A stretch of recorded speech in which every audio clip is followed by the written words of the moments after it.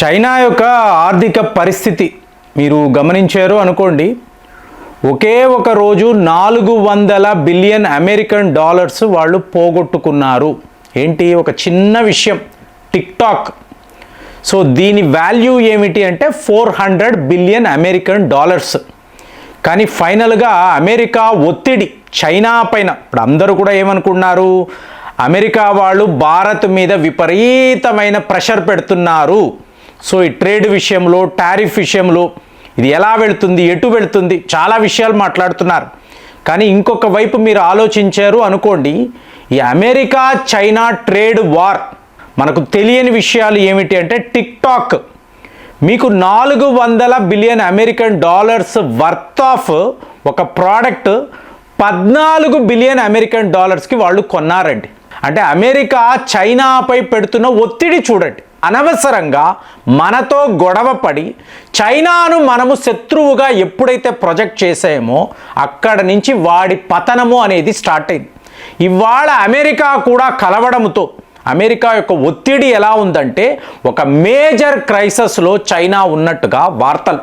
మరి ఇదే విషయాన్ని మీరు అమెరికా గురించి కూడా, అంటే ఒక 34 కోట్ల జనాభా కలిగిన ఒక దేశం, సో అంటే 4 టైమ్స్ ప్లస్ మనము ఎక్కువ, భారత్ పాపులేషన్ 4 రెట్ల అమెరికా కన్నా ఎక్కువ కదండి. మరి అలాంటి ఒక దేశముతో వీడు అనవసరమైన శత్రుత్వాన్ని పెంచుకుంటే అమెరికా పరిస్థితి ఏమిటి? చైనా ఏంటో చూసాం, ఎన్నో వీడియోస్లో మాట్లాడుతున్నాం. ఇప్పుడు అమెరికా, ఇప్పుడు అందరూ ఏమంటున్నారు, వాడు మన మీద 50% టారిఫ్ విధించాడండి, రేపు 100% అంటున్నాడు, మన ఎక్స్పోర్ట్స్ అంతా కూడా కుప్ప కూలిపోవచ్చు.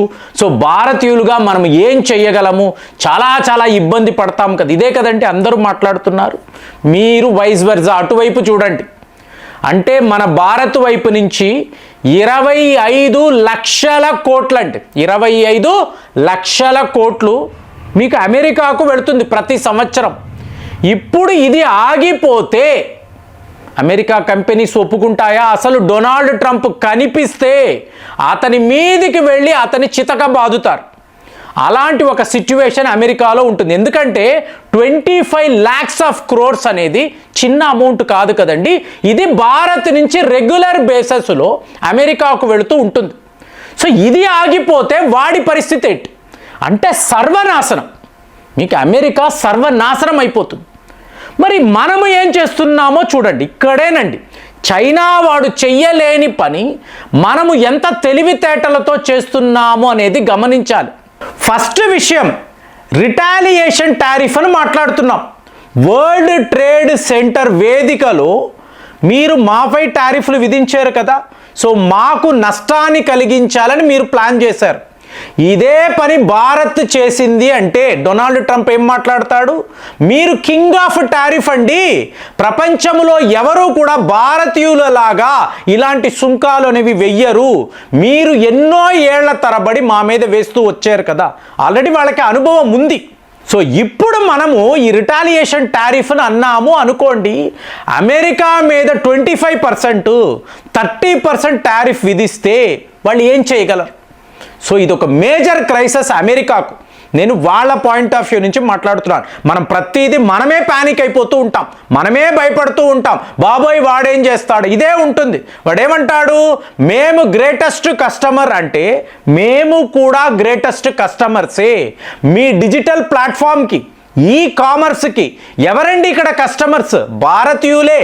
కాబట్టి మేము ఆపేము అంటే మాకన్నా మీరే ఎక్కువ నష్టపోతారు.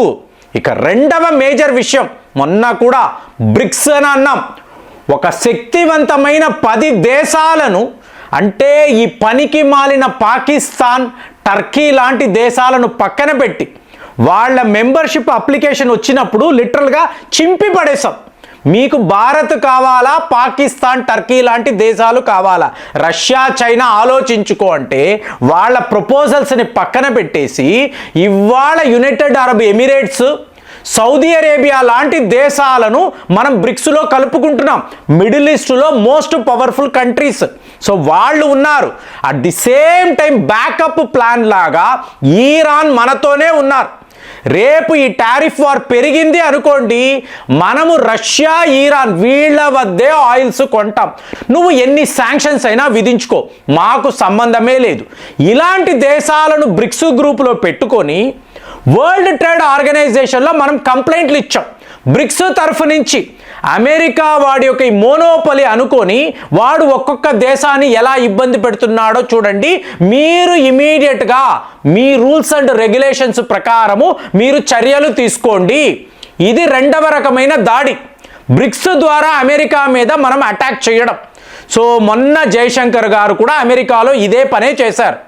ఇక మూడవ లెవెల్కి వచ్చారు అనుకోండి, ఈ కాంపెన్సేషన్ ఉంది చూసారా, 48 బిలియన్ అమెరికన్ డాలర్స్ అని చెప్పి అమెరికా వాడు చెప్తున్నాడు. అంటే మా వలన మీకు జరగబోతున్న నష్టం అని చెప్పాడు.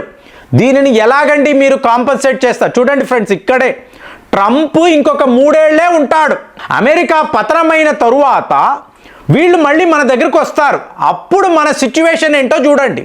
మనం అమెరికాకు బదులుగా ఒక జర్మనీ అంటున్నాము, యూకే అంటున్నాము, ఇటలీ అంటున్నాము, అలాగే 40 దేశాలు, ఇందులో ఆస్ట్రేలియా లాంటి దేశము కూడా ఉంది. ఈ 40 దేశాలతో పెద్ద స్థాయిలో ఫ్రీ ట్రేడ్ అగ్రిమెంట్ అనేది మనం వేసుకుంటున్నాం. ఇంకా చెప్పాలంటే ఎక్స్పోర్ట్ ప్రమోషన్ కౌన్సిల్స్ మన ఎంబసీ ద్వారా 40 కంట్రీస్లో, అంటే ఇవాళ పీయూష్ గోయల్ గారు అమెరికాతో ఈ బేరసారాలు మీకు నడిపిస్తున్నారు, ట్రేడ్ అగ్రిమెంట్ అని మాట్లాడుతున్నారు. ఎక్కడో ఒక సందర్భంలో వాడు ఓకే అన్నాడు, సో వాడితో వ్యాపారం జరుగుతూ ఉంటుంది. ఇంకొక వైపు చూశారు అనుకోండి, ఈ 40 దేశాలు కూడా ఒక్క యూరోప్ యూనియన్తో మనం ఫ్రీ ట్రేడ్ అగ్రిమెంట్ వేసుకుంటే 27 దేశాలు మనతో కలిసిపోతారు. మళ్ళీ మీకు యూకే, ఆస్ట్రేలియా, జర్మనీ లాంటి దేశాలు వీళ్ళు కూడా మనతోనే ఉంటారు. అమెరికా ప్లస్ ఈ దేశాలు కదా. సో 3 ఏళ్లలో మన వ్యాపారం, అంటే ముఖ్యంగా ఈ గార్మెంట్స్ సెక్టార్, టెక్స్టైల్స్ అని వాళ్ళు మాట్లాడుతున్నారు కదా, ఇన్ని దేశాలలో ప్రీమియం క్వాలిటీ గార్మెంట్స్ భారత్ నుంచి ఎక్స్పోర్ట్స్ కాబోతున్నాయి అనేది చాలా పెద్ద వార్త అండి.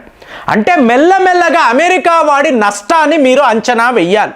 ఇక 4th లెవెల్లో మీరు నేను చెయ్యాల్సింది, అంటే ప్రభుత్వం ఒక పిలుపునిచ్చింది, ఆ పిలుపుని మనం గమనించి భారత్ ఎటు వెళుతుంది, మన యొక్క బాధ్యత ఏమిటి అంటే, మీరు ఎక్కడైనా ఏ ప్లాట్ఫామ్లో ఉండండి, ఎక్కడైనా వెళ్ళండి, మనకు మన భారత్ వస్తువులే, అది మీరు ఒక కారు అనండి, బైక్ అనండి, డిజిటల్ ప్లాట్ఫామ్లో కూడా మొన్న మాట్లాడాం జోహో.